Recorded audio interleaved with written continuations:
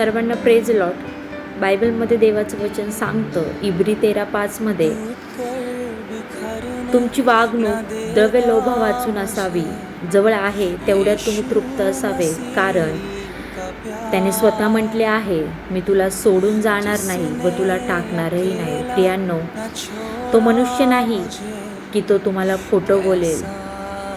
तो मनुष्य नाही की तो वचन देईल आणि त्या वचनापासून मागे फिरेल.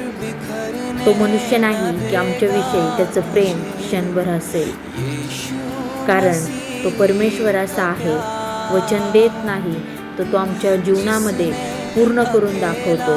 म्हणून बायबलमध्ये असं लिहिलेलं आहे, विश्वास ठेवणाऱ्याला सर्व काही शक्य आहे. आणि प्रियांनो, त्याच्या अभिवचनावर विश्वास ठेवा. नक्कीच तुमच्या जीवनामध्ये तुम्ही अनेक चमत्कार पाहताल. आमेन.